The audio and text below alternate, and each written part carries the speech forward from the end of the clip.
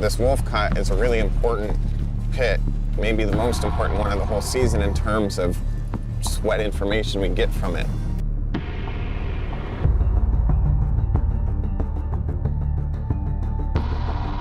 In the rugged expanse of the Yukon, where gold runs through the veins of the earth, the name Parker Schnabel yet again rings a bell after making history in the 2018 gold rush with an $8.4 million gold harvest.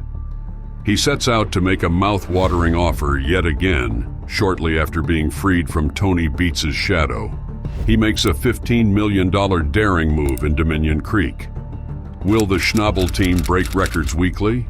Or did Parker set the stakes too high this time? Join us as we delve into how Parker Schnabel found his biggest treasure yet. Parker Schnabel hits massive jackpot with Dominion Creek. In a recent Gold Rush Season 14 episode, Parker Schnabel showed his mining skills by getting an impressive 7,238.5 ounces of gold.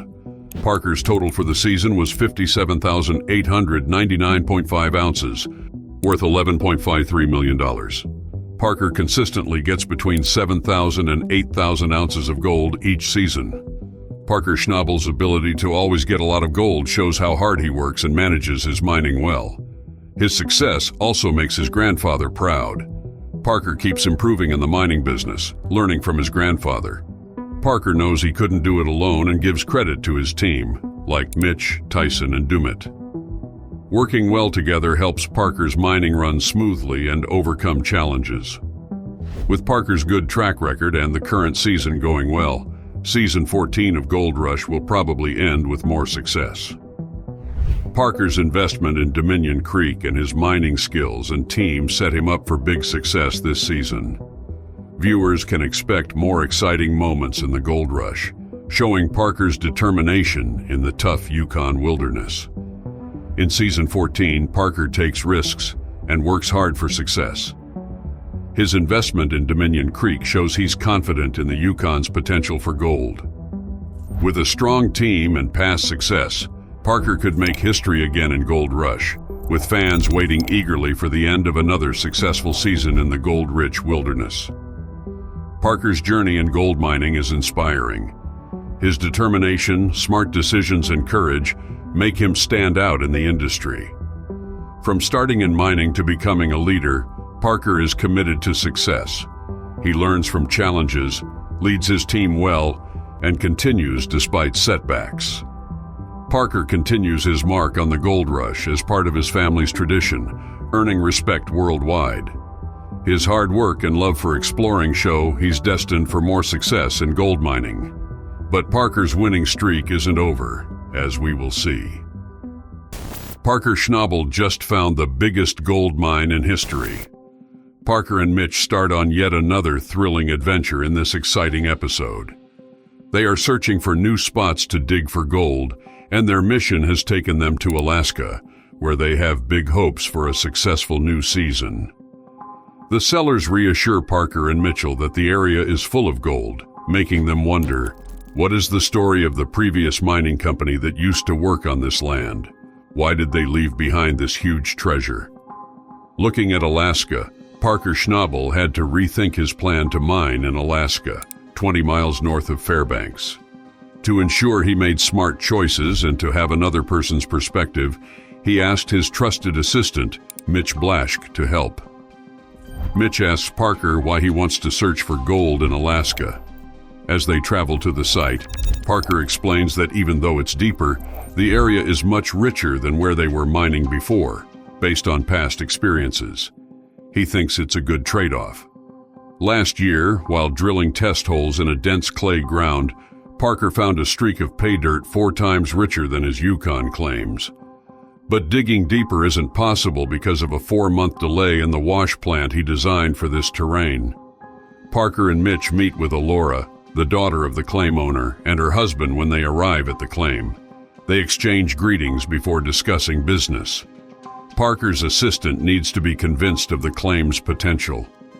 Parker jokes with Alora and her husband, saying they need to convince Mitch that running a business in Alaska is a good and profitable idea because Mitch is a tough sell and might not agree otherwise.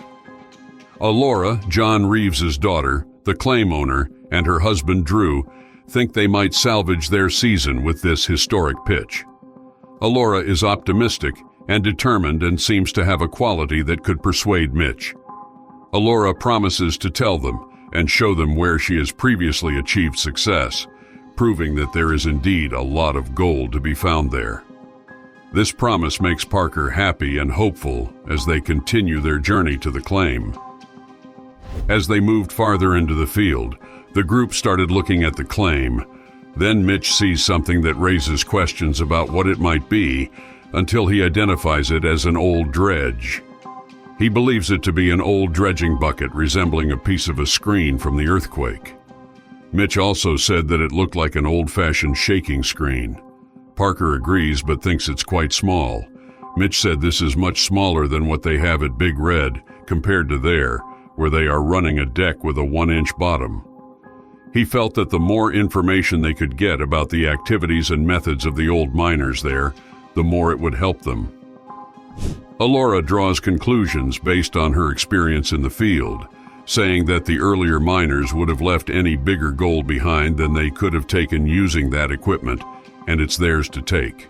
Mitch agreed. Alora leads the group as they go deeper into the claim to check out areas first mined in the early 1900s. Parker follows some dirt further into the claim to find gold traces but doesn't find any, making his analyses too. Mitch guessed that it would all be leftover soil. Alora agreed but explained that they had made many holes and that the whole area was leftover soil. It doesn't mean they won't find gold in another pan if they don't find it in the first one, but for Parker and Mitch, this was nothing new. Mitch felt the need to say they were used to not finding gold panning because they had seen this many times. Alora agrees sarcastically. She adds that finding gold is hard. However, Mitch tries to understand the activities of earlier explorers at the dredge site and concludes that shafts carried everything up. In response, Alora tells him everything she knew before the dredges arrived. She said they drifted mine in this region, so there is a layer that will contain gold. As Alora explains, Mitch interrupts, seeming to understand how the more experienced miners would descend, penetrate, and reach the profitable layer.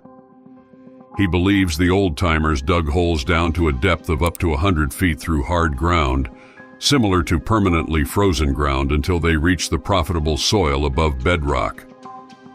Afterwards, the old miners moved horizontally, forming accessible tunnels, and extracted the gold seam, carrying it to the surface, where they used simple boxes to filter the soil and keep some gold in their leftover soil. Now that Mitch had a better idea of how the older miners had operated in the past, he could assume that gold was left over for them to collect. It would be easy pickings at the top if they left a few behind. Parker and Mitch became much more sure about their chances of finding gold on this land, hoping for a suitable spot. Parker joined the talk, still carrying a pan for gold. He said the stream passed through some old, simple boxes for washing gold, and might have been put there as long as 100 years ago. As Parker kept searching, he made no progress but no use, so finally he called Alora for help. Parker needed to finish the job, so it was her turn to show them where the gold was. She pointed to a pile of dirt with a birch tree on top, saying that when leftover dirt is there, birch trees with shallow roots and possibly gold grow out of them. If Alora's studies are correct, Parker and his helper might have achieved their goal of moving the operation to Alaska very quickly. Alora takes charge again as they walk a few steps towards the pile. When they finally reach a good spot, she gives Mitch the shovel and asks him to try it. After filling the pan with dirt, Mitch returned it to Alora as they eagerly waited for her to open it and find out what was inside. If the old miners left gold in the leftover dirt, this would ultimately change everything. Parker can dig it up quickly and easily once his washing machine arrives. After a few searches, they had something to be happy about after seeing some gold signs. Alora seemed excited and called the other team members, sure they would be interested in what she had found. Parker had never had much luck searching in the past. Based on his response, he regretted that this was why he would constantly become so irritated when searching. He always searches in silly places, but Alora remained hopeful that he would. After looking at the search results, she was sure it would cheer Parker up, as gold signs are now visible. She cleaned the dirt out of it and noticed the gold powder sticking out on the side. It was the best search she had ever done, and she couldn't help but comment. Parker stared at the search results in Alora's hands, also showing his excitement. The team hit the jackpot, and several were still in disbelief. Alora found it silly that there was a piece of gold that big there. The old-timers had not only left them with great gold, but had also left behind significant leftovers that Parker and his team could search immediately using any washing plants. Parker and his team seemed excited to take this opportunity, as shown by this discovery's huge potential for making money. Parker told Mitch they were on board and that this was the start of a trip to Alaska. Parker enthusiastically praised the plan, said it was great, and talked about its gold. Parker mentioned that since they would need to move everything if they were going to mine there, it just made sense to crush it through a factory they had. Quickly reviewing their goal in Alaska, there were encouraging signs that they would be shifting activities there eventually. Mitch expressed his satisfaction with the operation, showing that he was finally convinced it would be effective. Mitch also showed his confidence that they could have a great time there, and said that if they could wash it, they wouldn't need to remove island Indians. Tyler Lee's main aim during Mitch and Parker's absence was to ensure everything was going as planned and to reassure them that they could count on him to handle everything without worry throughout the week. With Parker and Mitch gone, they kept Big Red under Tyler's supervision at the airfield and carried out the Yukon operation, transporting heavy gravel. A crew member there greeted Tyler and Mitch with great warmth when they returned, and they exchanged greetings before delving into business talks. As discussions regarding their trip to Alaska commenced, Tyson inquired about the state. Mitch then went into detail about the findings from their investigation of the Alaskan claim. He informed them that the claim had some old leftover soil from the early 1900s. To show he knew the area, a crewman interrupted. "There's a good amount of leftover soil there," he said. Parker then dove right into the specifics of the area, stating that the land may be as big as 50,000 yards.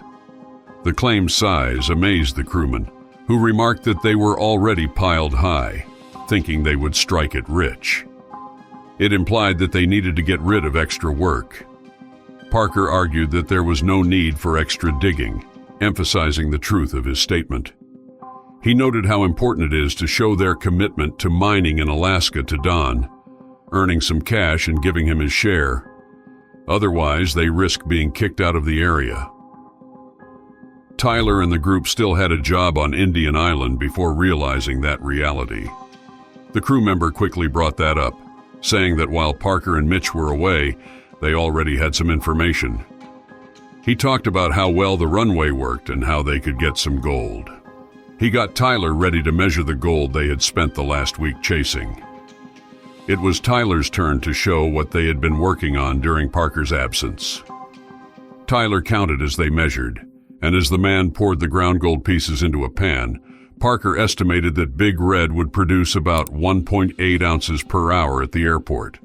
It worked 90 hours this week, so it should give about 160 ounces. Mitch and Parker were impressed when Tyson Lee counted up to 2,450 ounces of gold they found that week, much more than Parker had expected. Mitch thanked the team for a well-done job and stated his thoughts clearly and briefly. In the two veterans' absence, they had acquired gold worth almost $400,000. Parker helps, figuring out how fast they find things to be about 2.5 ounces every hour, much more than he thought from the team. He felt excited, even without them, and glad everything was still going well. The last team member, who said he was okay and didn't need help packing the gold, stays as Mitch and the others begin to leave the cabin. Knowing that Mitch and Parker could easily leave the airstrip and everything would keep going as planned made Tyler very happy. They kept working, finding gold and moving dirt, with many more discoveries to come. Parker Schnabel's job in gold mining is how he has earned a lot of money. Since he was 16 years old, he has managed the family mining business, Big Nugget. He started his job by gathering money and investing in his own business. In the first season of the TV show Gold Rush, he found 960 grams of gold in the Klondike. Parker has always managed his business. By the time he was 24, he had taken out $13 million worth of gold. Despite being rich, Parker doesn't live a fancy lifestyle. He spends most of his days with the cast and friends of Gold Rush. It seems he isn't stopping there, as the company continues to be very profitable, with payments in gold. Even though it may seem simple to dig up all this gold, these big companies must pay fees to the government or any other group they owe for digging up the land. No matter how much money the business makes, these fees are important. But how do these fees work? The government charges fees based on how much minerals are taken out of a mine and how much money is made from selling them, and this can be calculated before or after subtracting expenses. When calculated before subtracting expenses, it's based on the total value of the minerals produced at a mine without considering the company's costs in making a product they can sell. Calculating after subtracting expenses gives a better return on the money spent because making a product to sell costs a lot up front. After spending hundreds of millions or even billions of dollars to find, dig up, process, clean, and sell the minerals, a mining company shouldn't have to pay a fee based on how much more valuable the raw materials became. Mining companies in Alaska also pay a 3% fee on their profits. These big mining companies also give a lot of money to the communities they're in, paying taxes on their land and in the towns where they operate. It seems like a small price to pay for the yield they get, as Parker gets another heavy pay from the ground amidst challenges. Parker Schnabel's luckiest day. Parker Schnabel is familiar with getting his hands dirty while searching for riches. As a teenager, he started working at the family mine and took over as the boss in the second season. Since then, he's been one of the most successful gold miners, consistently bringing in thousands of ounces per season. After appearing on Gold Rush 10 times, Parker has made a fortune estimated at around $10 million, and he's not stopping anytime soon. During an interview, Parker shared his most valuable find besides gold, a pair of well-preserved woolly mammoth tusks. These ivory tusks were buried in permafrost, which preserved them for thousands of years. Such discoveries remind us of ancient creatures and their existence. While mammoth tusks may not surpass the value of gold, they hold significant value, with some fetching over $1 million each. Despite their value, Parker has no plans to sell the tusks. Dealing with permits and paperwork is something other than what he's interested in. Instead, he prefers to keep them as cool artifacts. Considering his substantial earnings from gold, holding onto unique finds like mammoth tusks makes sense. These mammoth tusks add to Parker's successful career as a gold miner, and with no signs of slowing down, he'll likely make more discoveries. He has experienced significant losses since he started his career as a 16-year-old miner. Let's take a look at some of the losses he has suffered. Big $3 million loss. After investing a lot of money into a certain area in Alaska, Parker and his team collected 108 ounces from tailings left by old-time gold miners. But the real bonus was a particular area called the Wolf Cut, an untouched ground that could probably hold over 2,000 ounces and was estimated to be worth more than $3 million because of its amount of gold. This Wolf Cut is a really important pit, so important that they even tagged it the most important pit of the season, just in terms of the information it got. The area is pretty deep, such that Parker's crew took 2 months just to get to the pay layer of the cut. But some things never go as planned. This was the crew's situation. A devastating flood had turned the Wolf into a lake some weeks before. It was so problematic that Parker thought it would have been better to go with all the money to Vegas than drown in the flooded Wolf Cut. But Parker, known for his determination, refused just to give up the place. The crew managed to battle back the water after a bit of struggle, and Mark Fors, the foreman for the operation, finally came down to pay dirt. Parker was determined to find out if there was enough gold to warrant them going all in. He went to one area and loosened the dirt, but it needed to be more impressive. Moving to another area in the cut, he finally found some fine dirt, indicating gold. Parker decided to leave the crew to work and return in 2 days. But when it seemed everything was going all right and they would get their hands on some gold, something stunned the entire crew. A hole was blasted in the wall, and mud and water poured out. It was obvious that nature was not totally on their side that day. The water they thought they had successfully gotten rid of had returned. This time, it was stronger than before and posed a greater threat than the previous one. The crew did not expect this to happen. The wolf cut was in danger of being filled with it again, and in turn, they were in danger of a huge loss.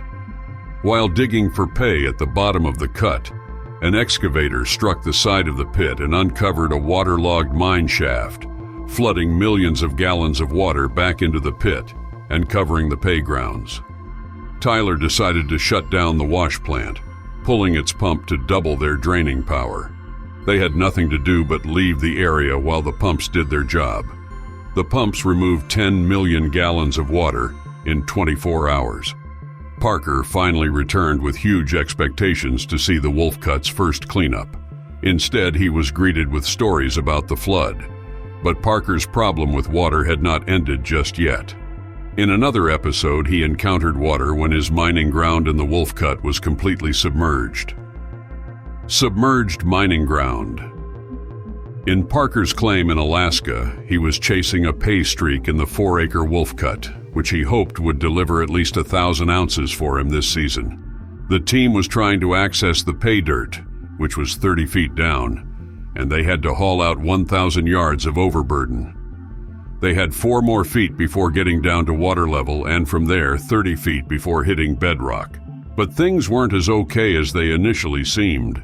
They were working on the operation right next to a pond, and water would be the first if they had any problems. The solution was perfect frozen mud because it kept the water out. Recruit John Baudry was tasked with handling the mud and blocking out the water. But the cut seemed pretty wet. They had to call their boss in. Otherwise, it would not be good if things got out of hand. It turned out that the more areas they opened, the worse the mud got and the faster it spread. Yet they had not even gotten a fifth of the cutout. The wolf cut sits alongside a relatively old pond. What separated the two was simply a narrow berm, not enough to withstand water pressure if tampered with. As the crew dug down, they exposed frozen permafrost, holding back the water. The permafrost was struck and now allows pond water to seep through the berm, flooding the cut.